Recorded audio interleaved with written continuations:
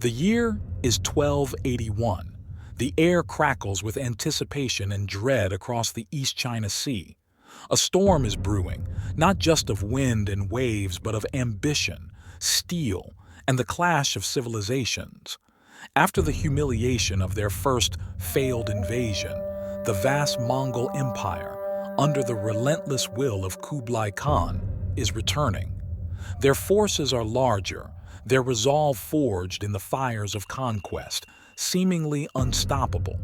But Japan, the island nation that defied the mighty Khan once before, stands firm, preparing to face an even greater, more terrifying threat. Can the divine wind truly strike twice against the greatest empire the world had ever known? This is the epic saga of Japan's desperate stand. The Mongol Empire, a colossal entity stretching from the frozen steppes to the sun-drenched shores of Korea, had tasted bitter defeat. Kublai Khan, the formidable grandson of the legendary Genghis Khan and founder of the Yuan dynasty in China, could not abide the stain on his empire's honor. Japan, the land of gold whispered about in Marco Polo's tales, remained an unconquered prize, a defiant obstacle to his vision of complete East Asian dominance. For years following the 1274 invasion, Kublai's mind seethed with plans for vengeance. The first attempt had been thwarted not only by the fierce, unyielding resistance of Japan's samurai warriors, but also by the unpredictable fury of the sea, a sudden violent storm that had shattered his fleet and drowned thousands of his men. That tempest, that divine wind, or Kamikaze, had been hailed by the Japanese as divine intervention, a sign that their sacred land was protected by the gods themselves. But Kublai Khan was a pragmatist, a conqueror who learned from setbacks. He saw the storm not as divine will, but as a logistical and naval failure. He would not rely on luck or the weather this time. He would build a fleet so vast, gather an army so immense, that no storm, no wall, and no samurai could possibly stand against him. His ambition was boundless, and the resources of his vast empire were now bent towards this singular monumental task, the subjugation of Japan. Meanwhile, across the sea, the Kamakura Shogunate in Japan lived under the constant shadow of this impending retribution. Though the immediate threat had receded with the first storm, the knowledge that the Mongols would return was a heavy burden. Peace settled over the land, but it was a tense, watchful peace, underscored by continuous preparation. The samurai, the warrior class who served the shogun, understood that they could not simply wait for divine intervention again. They had to prepare, fortify, and train for a conflict that would test the very soul of their nation. Kublai Khan's plan for the second invasion was conceived on a scale unprecedented in East Asian history. He would not merely repeat the mistakes of 1274. This time, he would leverage the full might of his newly consolidated Yuan dynasty, drawing not only on Mongol cavalry, but also on the vast manpower and shipbuilding capabilities of conquered China and Korea. The invasion would be a two-pronged assault, a pincer movement designed to overwhelm Japan from multiple directions simultaneously. Two colossal fleets were assembled. The Eastern Route Army was mustered in Korea, comprising a diverse force of Mongol commanders, Chinese infantry, Korean soldiers, and skilled Korean sailors. This fleet, though substantial, was merely the vanguard. A second, far larger force, the Southern Route Army, was gathered in southern China, drawing upon the immense resources and experienced mariners of the former Song dynasty. This southern fleet was the true hammer blow, swelling the ranks with hundreds of thousands of troops and thousands of ships. Shipyards across Korea and the coastal provinces of China worked tirelessly, day and night under immense pressure. They built thousands of war junks, transport vessels, and supply ships, many hastily constructed and ill-suited for the open sea, particularly the rough waters between China and Japan. The sheer scale of the logistical effort was staggering, a testament to Kublai Khan's unwavering determination. The Mongols had learned that numbers mattered, and this time they intended to drown Japan in a tide of steel and men. The storm that had saved Japan last time would be a mere ripple against this coming tsunami. As the ominous reports of the Mongol buildup reached Japan, the Kamakura Shogunate did not falter. They knew the threat was real and imminent. Learning from the vulnerabilities exposed in 1274, they initiated a monumental, back-breaking project: the construction of a massive stone defensive wall along the vulnerable coastline of Kyushu, particularly around the strategic Hakata Bay. This was no small undertaking. The Ishitsui-gorui, or stone wall fortification, would stretch for miles, a formidable barrier against amphibious landings. The construction was an epic feat of human endurance and national unity. Samurai, who typically disdained manual labor, worked alongside peasants, artisans, and laborers, hauling massive stones, digging deep trenches, and raising the imposing structure piece by piece. The wall was more than just a physical defense. It was a tangible manifestation of Japan's collective will to resist, a symbol of their resolve forged in the crucible of the first invasion. This wall would be their first line of defense, a bulwark designed to prevent the Mongols from establishing a secure beachhead and overwhelming the defenders with sheer numbers. But the leaders of Japan were not naive enough to believe the wall alone would suffice. The samurai, having faced the Mongol tactics firsthand in 1274, understood the need for adaptation. The traditional samurai focus on individual valor and single combat, while heroic, had proven vulnerable to the Mongols' disciplined formations, coordinated archery volleys, and use of gunpowder weapons. The lessons were stark. They needed to fight as a unified force, employing coordinated tactics, utilizing the terrain, and defending the wall with unwavering discipline. Preparations extended beyond the wall, encompassing troop training, strategic positioning, and the constant readiness of the warrior class. The long-feared Mongol assault finally commenced in the summer of 1281. The Eastern Route Army, having completed its preparations first, set sail from Korea. Its initial targets were the strategic islands of Tsushima and Iki, stepping stones towards the main Japanese islands. The landings were swift and brutal, overwhelming the small garrison stationed there. The defenders fought with desperate courage, but they were vastly outnumbered and quickly overrun. The islands fell, providing the Mongols with forward bases, but the real test lay ahead on the shores of Kyushu. The Eastern Fleet then pressed on towards its primary objective, Hakata Bay. Here, they were met not with undefended beaches, but with the imposing sight of Japan's newly constructed stone wall. The Mongols, accustomed to sweeping aside resistance, were confronted by a prepared defense. Their initial attempts to land directly at Hakata Bay were thwarted by the wall and the determined samurai defending it. They were forced to anchor offshore, exposed to the elements in Japanese raids, or attempt landings at less fortified points along the coast. The samurai, positioned behind the wall, fought with the ferocity of cornered tigers. Every skirmish, every attempt by the Mongols to breach the defenses was met with desperate, bloody resistance. They knew that the fate of their homeland rested on their ability to hold this line. The invaders, frustrated by the unexpected strength of the Japanese defenses and the inability to land their cavalry effectively, deployed siege weapons, including catapults, attempting to batter down sections of the wall. But the Japanese defenders held firm, their courage unwavering, even as the scale of the Mongol force became terrifyingly clear.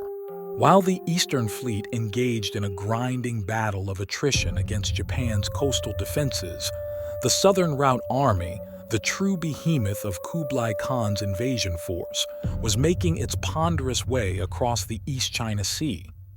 This fleet was a sight to behold, thousands of ships stretching across the horizon, carrying an army estimated to be 10 times larger than the Eastern force.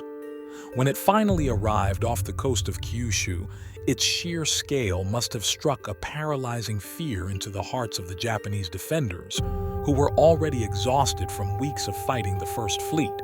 The Southern Fleet anchored off the island of Takashima, located west of Hakata Bay.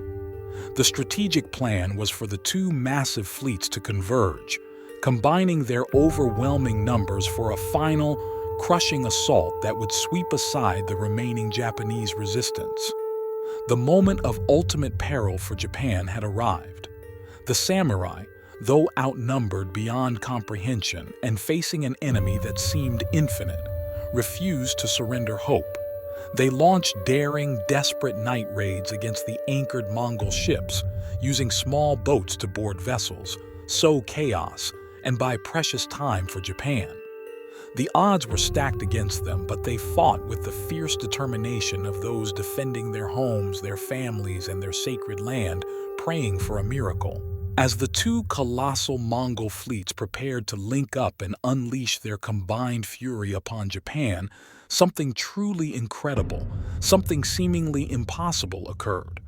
The heavens themselves intervened with a force of nature so immense, so devastating, that it defied human comprehension.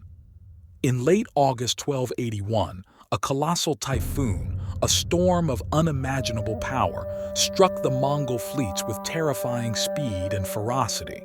The sky turned black, winds howled like vengeful spirits, and waves rose into monstrous walls of water, crashing down upon the anchored ships. The Southern Fleet, composed largely of hastily built riverine vessels unsuited for the open ocean, was particularly vulnerable. The storm tore through the armada like a divine judgment. Ships were ripped from their moorings, hulls splintered like matchsticks, masts snapped, and thousands upon thousands of men, Mongol, Chinese, Korean, were swept into the raging sea, swallowed by the tempest. Chaos reigned as the mightiest invasion force ever assembled in the region was utterly annihilated by the wrath of nature. For the Japanese, watching from the battered coastline, this was no mere weather event.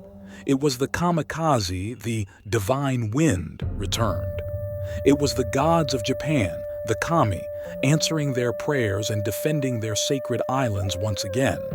The meticulously planned, overwhelmingly powerful invasion force of Kublai Khan, so sure of its success, was not defeated by samurai swords or stone walls, but by the raw, untamed power of the natural world, a force far beyond the control of any emperor or khan. The dream of conquering Japan, built on years of planning and immense resources, was literally washed away by the storm. When the fury of the typhoon finally subsided, revealing a battered sea under a clearing sky, the scale of the devastation was almost unimaginable.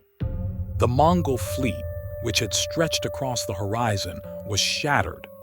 Thousands of ships lay at the bottom of the sea, were smashed against the shore, or were scattered as broken hulks across hundreds of miles.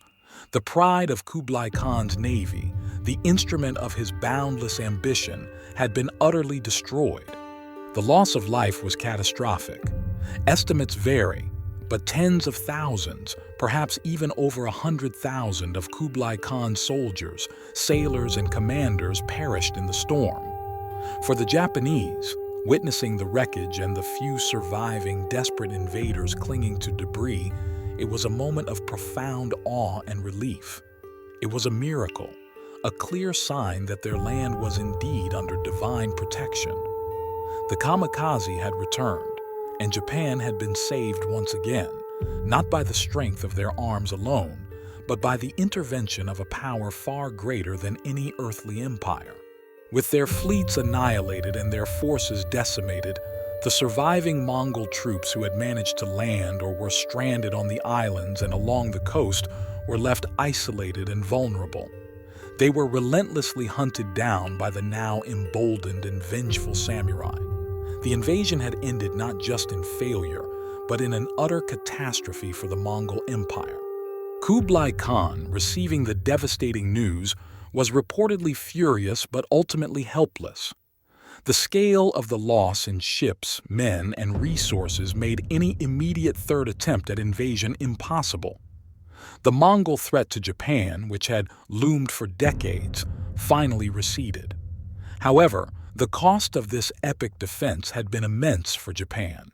The decades of preparation, the monumental effort of building the wall, and the strain of maintaining constant readiness had drained the shogunate's resources.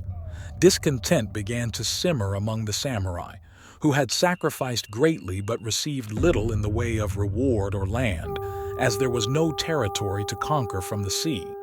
This growing unrest and the shogunate's inability to adequately compensate its warriors would sow the seeds of internal conflict, eventually contributing to the decline and fall of the Kamakura Shogunate decades later. The Second Mongol invasion of Japan left an indelible mark on the history and identity of both empires. For the Mongol Empire, it was a bitter, humiliating lesson in the limits of their seemingly invincible power. It demonstrated that even the vast resources and military might of the Yuan dynasty could be thwarted, not just by human resistance, but by the unpredictable forces of nature. The failure to conquer Japan was a significant blow to Kublai Khan's prestige and a massive drain on the Yuan dynasty's treasury, contributing to later internal difficulties. For Japan, the invasion solidified a powerful sense of national identity and exceptionalism. The belief in the Kamikaze, the divine wind, became deeply ingrained in the national consciousness, a powerful symbol of divine protection and the unique, sacred nature of their land. The resilience of the samurai, their willingness to stand against overwhelming odds, and the miraculous intervention of the storm became foundational elements of Japanese historical narrative and cultural pride. The invasions, though costly, ultimately reinforced Japan's independence and shaped its future trajectory, leaving a legacy forged in the crucible of storm and steel.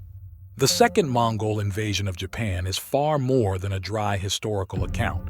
It is an epic tale of boundless ambition clashing with unyielding resistance, a story where human courage met the terrifying power of nature. Kublai Khan, having learned from his first failure, assembled a force of unprecedented scale, yet even this overwhelming might was ultimately defeated by a force beyond his control, the divine wind. For Japan, this victory, though aided by Providence, was a testament to their resilience, their strategic preparation, and the unwavering spirit of the samurai. It is a story that shaped a nation's identity and continues to resonate through history. Delve deeper into this incredible period.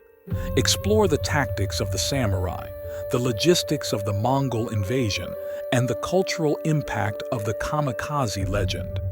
Understand how this pivotal moment shaped the course of East Asian history and forged the unique identity of Japan. Witness the tempest and understand the enduring legacy of Japan's desperate stand against the Mongol tide.